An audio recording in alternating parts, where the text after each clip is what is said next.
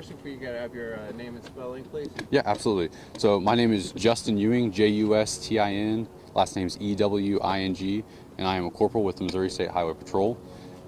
Today, at the request of the Kansas City, Missouri Police Department, the Missouri State Highway Patrol's Division of Drug and Crime Control has been requested to investigate an officer-involved shooting near the intersection of 11th and Prospect.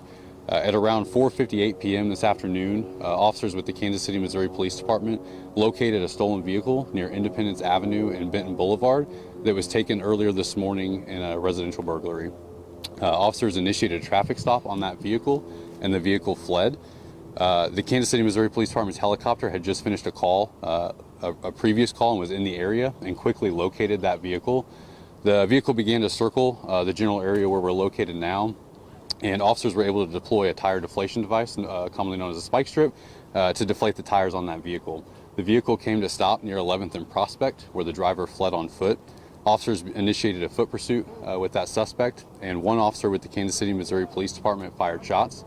That suspect fled slightly farther and was taken into custody. A handgun was recovered at the scene where the suspect was shot, and that is what we know at this time. Again, this vehicle that they initially initiated a traffic stop on, they had determined was stolen this morning in a burglary. That was the initial reason for their stop. And again, once that helicopter followed the vehicle, they were able to deflate the tires. The suspect fled on foot, and then shots were fired, and the suspect was taken into custody, and a handgun was recovered at the scene. I'm sorry. Go ahead. Nope, go ahead.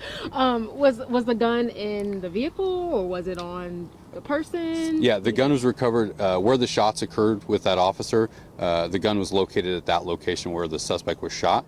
The suspect fled slightly further around the building and was taken into custody at that location. But where the suspect was shot is where the handgun was recovered. Did they point the gun at officers before officers fired any shots? So that's part of what's the ongoing investigation. With any investigation, I know this is the second one this week.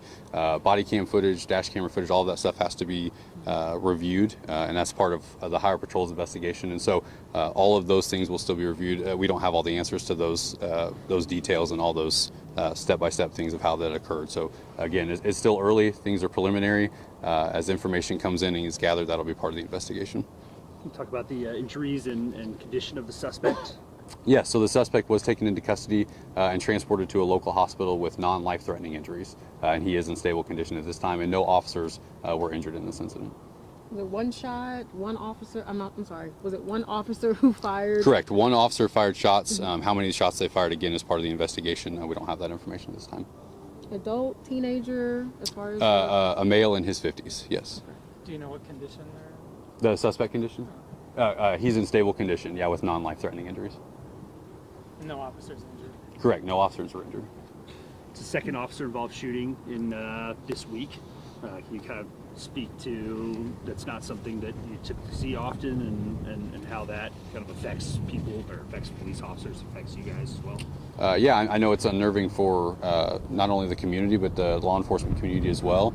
You know, we never know when these kind of events are going to happen. We never know when these events are going to unfold. So hopefully we don't continue to see this trend. Hopefully don't continue to see violence in our community. That's something that none of us want to see. And so, yeah, while it is the second one this week, hopefully that's not a continuation of things to come. Has there been a hostile scene out here this afternoon? You noticed at least one person kind of...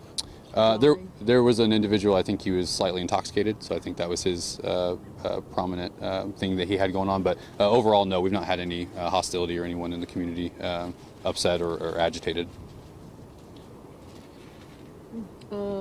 Second, as you mentioned, officer-involved shooting this week. Do you know, is this just the second this year? I'm trying to think back, like how many have we had? There have been multiple officer-involved shootings this year.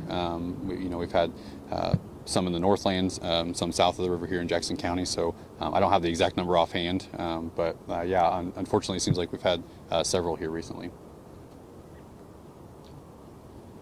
Any questions? No? Okay. All right. Thank you very much. Thank you.